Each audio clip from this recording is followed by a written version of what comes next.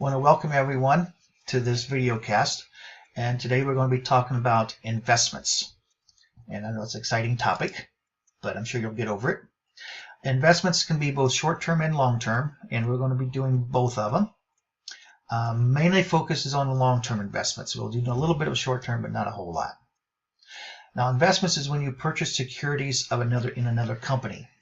And there are two types of securities that we can purchase: debt securities and equity securities. Debt securities are just that. You purchase, prime example of that is bonds of another company. And bonds have some characteristics. They have a maturity date and they have an interest rate that's stated right on the value of the bond. Bonds normally come in $1,000 increments, so that's probably the assumption you'll need to make on problems and everything else you may do with $1,000 increments. That's pretty standard. The other type of security you have are equity securities, and this is when you actually have ownership in another company. And this is basically going to be your stock. And the idea there is they don't have a maturity date, or they don't have any interest rates on them. Okay. Now, methods of recording. There are three methods of recording investments. You have the cost method, you have the equity method, and you have the consolidation method. And the way you classify it is based on ownership. Cost method is at less than 20% ownership of the company, or you have relatively little control or no say in the company how it's being ran. Under the cost method, there are three classifications: trading securities. This can be debt or equity securities. And this is when you plan on selling them in a relatively short period of time. Available for sale securities can be debt or equity securities also. And this is when you plan on keeping them. And the reason why you may do that, you may have less than 20% ownership, but it may be a vendor. So you say, well, we'd like to go to the stockholder meetings, so we want a little bit of ownership. You have some say. You can see what's going on. So that's available for sale securities. Held to maturity are debt securities only. And this is when you have a plan and the ability to hold them until the bonds mature. Okay. If it's greater than 20% but less than 50%, or you have relatively large amount of saying in the company, then you use the equity method to record the ownership, the investments. And the equity method has a different way of doing it, and we're going to go through an example in one of the videos probably later. And the last one is consolidation method. This is when you have 50% or more of ownership, and that's an entirely different class. So we won't be dealing with that today. Okay. So with that, that's the kind of a background for investments. We're going to go into purchasing bonds. And the first we're going to do is purchasing bonds at a premium. Now this is going to be held to maturity bonds. As we're purchasing the bonds, we're going to purchase $150,000 worth of bonds, and the company decided we're going to hold them until maturity. Okay. So with that, we have 9% interest rate. That's stated right on the bond. But the market rate's 8%. And that's how you can tell it's going to be a premium, is because anytime the stated rate is greater than the market rate, it will be sold at a premium. And these bonds are for 10 years. And they're going to be paid semi-annually, which means we pay interest twice a year. Now, to calculate this, we're going to be using the present value tables. And the present value tables will be, we'll use two of them: the present value of an annuity and the present value of a one-time payment. So the first one we're going to do is the present value of a one-time payment. And that's going to be the $150,000 times. And what you'll do is you'll go to the present value table. Now, because of this, the market rate is 8%. So that's what we actually want to use, is when we go to the table, we want to use the 8% table. But we don't want to use 8% because it's paid semi-annually, which means we use 4%. So we'll go to 4%. And the periods, how many times you're going to pay it? Well, it's for 10 years, but it's twice a year. So we're going to pay it for 20 times. So with that, we go to the 20 pay periods at 4%. And we type in 0.456387, and we multiply that out. That gives us 68,458.05. Then we have to calculate how much interest are we going to receive.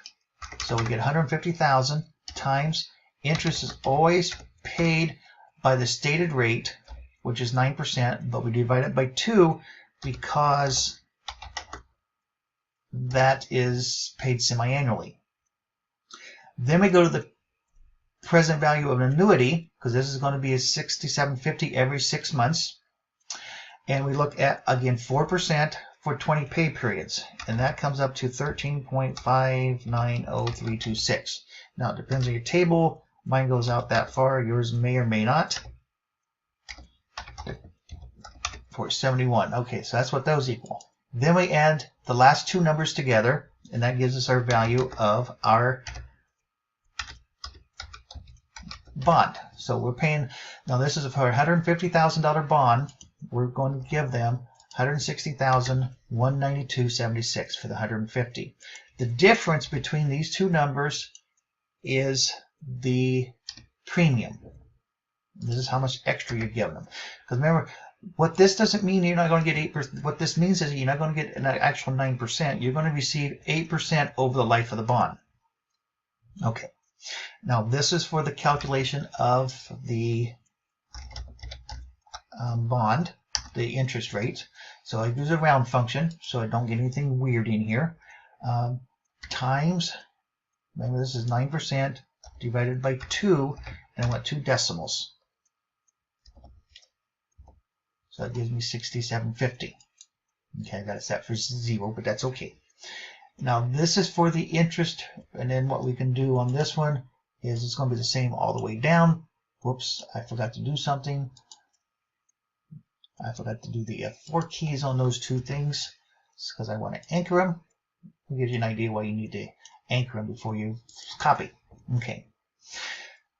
Now, for the interest, this is going to be the carrying value times, I don't want to anchor that because I want that to change, but I want the 8%, I do want to anchor that, divided by 2, and again, I need to put in the round function. I always remember these things halfway through, comma 2, so that's going to be 6407.71. The premium that we're going to amortize is the difference between these two. That's how much we'll reduce this each time. Let's get that set for 2 decimal places. And then an amortized premium, of course, is the difference between those and how much we've amortized. In the carrying value, now when we're done after the 20 pay periods, won't this be 150,000? So we'll take this value and subtract the amount that we're amortized. The other way you can do that is take 150,000 plus the amount that's unamortized. And I always do it this way because then what I can do, hopefully this works, is we can copy this down. Yes. Okay. So that's for the, I'm only doing 3 pay periods. Okay. So now we're ready for the journal entries.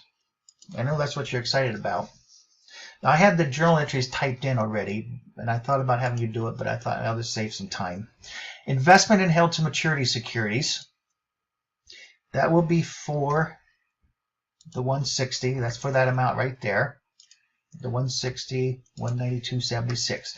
That's the amount that you're paying them. So you'd include the premium that's in there. You also would include any brokerage fees that you have to pay would be included in this as well. And then we also have then the cash amount. This is for 630. So this is the first amount that we're receiving. The cash is a 67.50. Investment in held to maturity. Okay. This is the amount that we're amortizing because we want to reduce that to, remember, 150,000. And then this is the interest revenue. Okay. So the interest revenue, the investment, because part of that's not interest, it's just a return on investment if you want to look at it that way. And then on 12/31, again, we have 67.50 for that one. Now we just kind of use our chart. That's what the chart's for. Investment, then we use this, make sure you get the right one, the 67.50 and the 63.9402. Okay. And then the last one here is going to be the same entry, 67.50. The investment account will be for the 370.22, and interest revenue is okay. So that's how you do the premium on the bonds. The next video we're going to be doing will be the discount, and that should take care of the premiums. Hopefully you don't have any questions about it. The key is you have to make sure you get the right tables.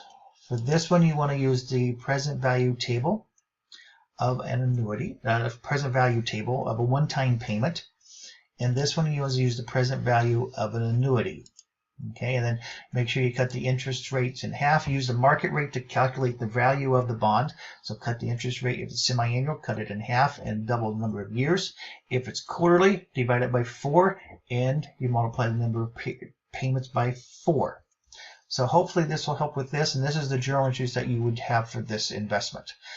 That's it for this video, and we'll see you on the next one for the discount.